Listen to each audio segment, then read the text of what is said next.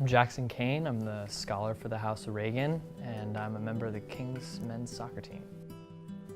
The way that community functions really uniquely at King's is that it's both very accessible and at once very much what you make of it.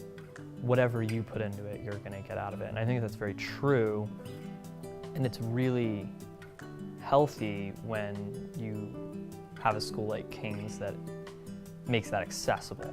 Because there are a lot of places where, yeah, you get out what you put in, but there's a certain threshold that you have to get out what you're putting in, otherwise it's all lost. But I think the accessibility, that low threshold that pretty much any level you get involved at King's in is going to set a low threshold that whatever you put in is immediately reciprocated back out. That you get what you want.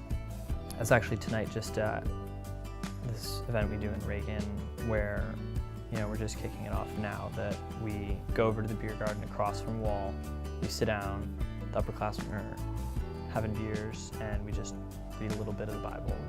We read from the Psalms today, a couple chapters, and we made a point of saying, hey, this isn't a Bible study. We're not here to get into this big theology discussion. We're gonna read the Bible, we're gonna pray, and we're just gonna sit and see how it affects us. If from the 2 chapters the only thing you take away is one line, that's fine.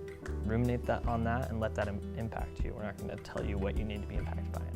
But the great thing is, there is that culture of accessibility. Everyone wants to be accessible to everyone else, so they balance that with not also pouring too much of themselves into another person, which is one of the things that's alluring about being an upperclassman here. You want to stick it out because then you get to be the person who becomes accessible to an underclassman, who makes their experience special.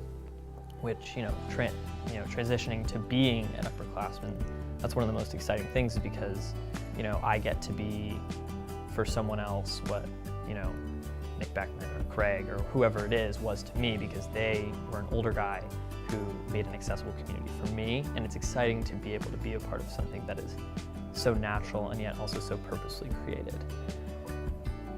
I knew that it was good to lead sacrificially before I started leading in any capacity, but I didn't realize why that was true, apart from the fact that Jesus did it and likes it, and he wants us to do that. It sounds really thin when you say it like that, but when you realize that leadership becomes effective and inspiring and begets more leadership when you lead that way, that puts an extra emphasis on it.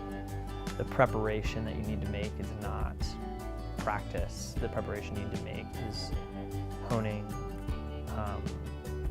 your ability to self-govern and make yourself a better person. You can translate that onto other people. Create good habits for yourself, and you'll be able to create good habits in other people. It's certainly given me a new perspective on leadership that I couldn't have had without it.